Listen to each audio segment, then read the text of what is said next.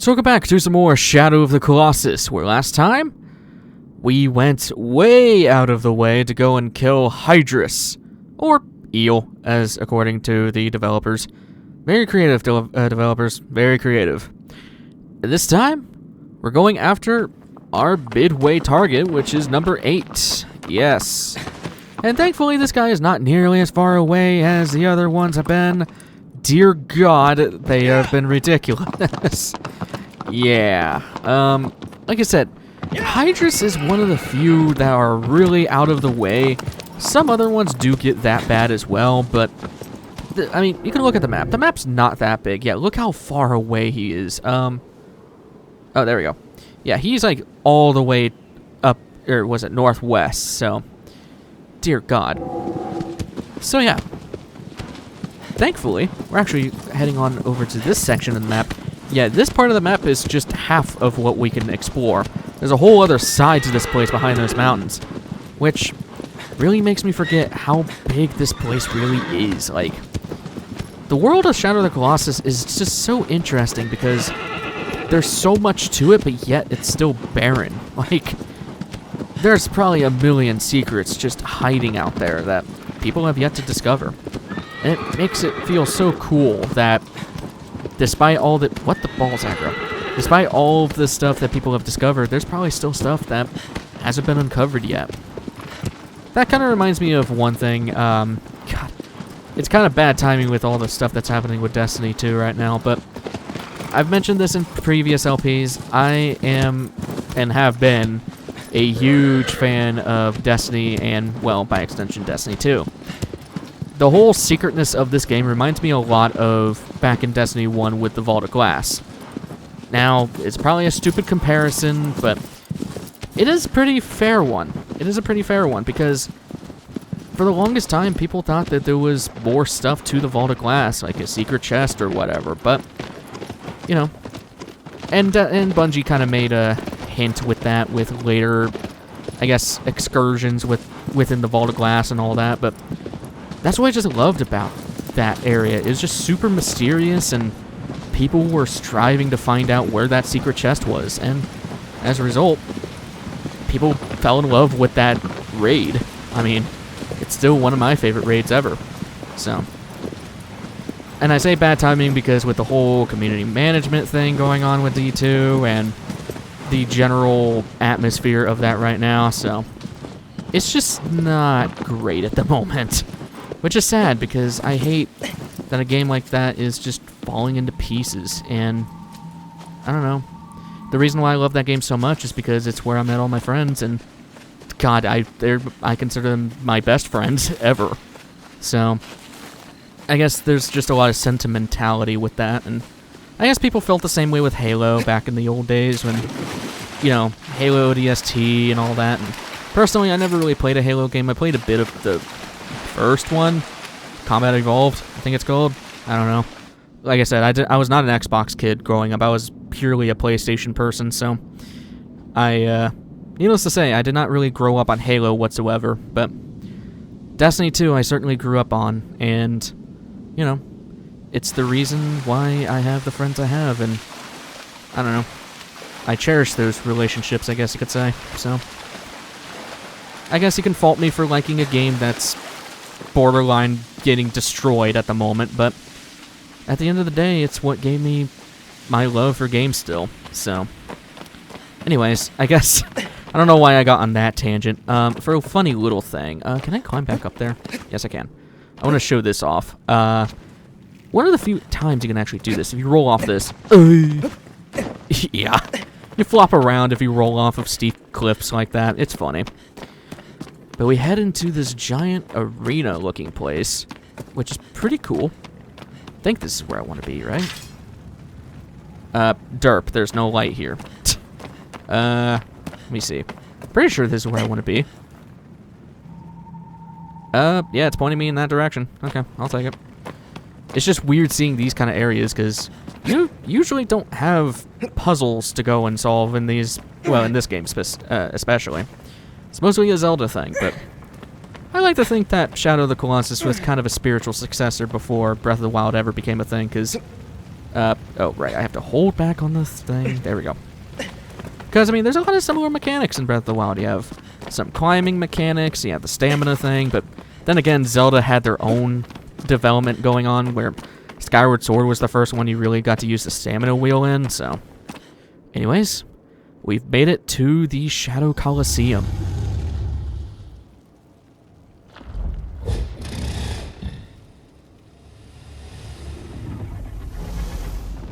Look at this beast.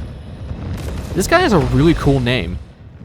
Fan name of this guy is Kuromori. And developer name is Yamori B. Whatever A was. What we want to do first is we want to head on to an open side over here. And you can either whistle or commit bodily harm. Hey, buddy. What he's going to do... did they patch this from PS3? Kinda. Okay, no, that's fine. Want to head over to the right side here. This might be a little dangerous, but trust me, this is fine. As he's climbing up, you want to wait for him to stop. There we go. Oh, nope. Still gotta wait. Up. Buddy. There we go. Hit one of his legs, hit another leg, and we want to jump down after his ass. I am surprised I actually grabbed that. Wow. Alright. Now run, climb onto his body, and start stabbing the crap out of this guy. You can one-phase this guy if you're really quick. So hopefully I can try to show that off. Alright, one more good stab and we should be good. There we go. Alright. He has 2 sigils. That one's still alive. That's bad. Boop. Alright, go for one more. Go for one more. There we go. Alright. Yeah, no, we gotta go. We gotta go. Oh, God. Oh, God. He can one-shot you if he lands on you like that, so I'm really glad that didn't happen. Run. This guy can be pretty dangerous because he is the first Colossus that uses ranged attacks against you. He has a poison mist attack that can screw you up pretty good, and, well, again, he has artillery. Yeah. I'm trying to get an open area here. Here we go. Hey, buddy. There's the artillery. What's up, buddy? Hey, can I hit you? There we go. And yeah, you can see the poison mist there. He is one of the few enemies that Wanderer will actually cover his face for. I think we have to be higher up, but yeah, if you walk into that poison mist, Wanderer will put his shoulder over, his arm over his mouth to cover the poison, so, which is kind of cool. Alright, hit you over here. What's up, buddy? How you doing? Hopefully he starts climbing over here, because that would be perfect. Yeah, I hear him. He's also one of the few Colossus that hisses at you, which is really strange. There he is. Hey, buddy. That's 1. That's 2. Let's head down there. We have plenty of health. I'm not too concerned. Alright. I could have one-phased this guy if I wasn't being stupid, but I really wanted to see if I could do it. So, say goodbye, Kuromori. What? Oh, that one is out. It just... Okay, that's stupid. I was right! Why would it still serve the sun? Okay, whatever.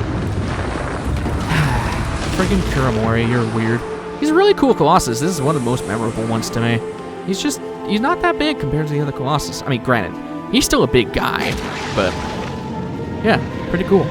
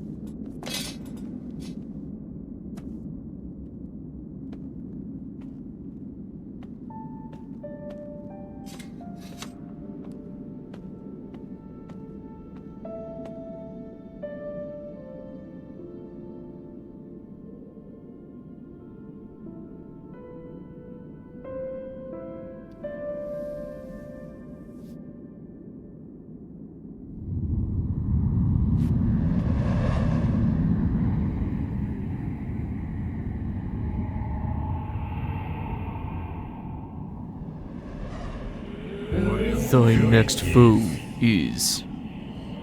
The land where trees nary grow, it sleeps in a dry lake bed.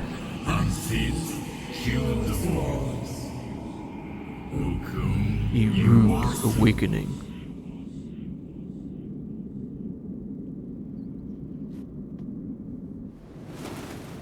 And there we go. Yes, we get more context with Mono here. Mono's name, I'm pretty sure, is never officially dropped, at least not from dialogue or anything. But I want to make special attention to Wander here. Actually, what's the button? There we go. If I could zoom in. You can see he's starting to get weary.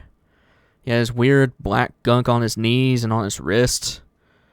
And, yeah. Can I... Oh, I can further zoom in. Hi, buddy. You can see on his neck, too, he's got, like, weird black veins coming out. So, yeah.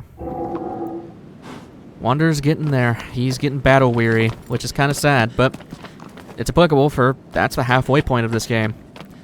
I guess other things I can mention with Kuromori is with his developer name of Yamori B. Is that the statue? I think that is. Or no, this is... Is that the one, or is this one? No, because that's the guy. That's the next guy. So yeah, it has to be this one. Okay. Sorry. So, in developer, it was an art book.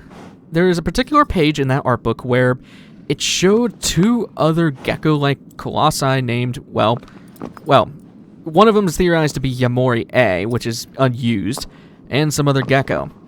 It's theorized that there were originally going to be 3 gecko-like colossi, and that they were going to have different mechanics associated with them. But, as a result, the amount of colossi that were originally going to be in the game got shortened down to 16, I think. Is it 16? I can't count. I have my notes right here, because I am stupid. Yeah, 16. I don't know why. I'm thinking of 18, I don't know why.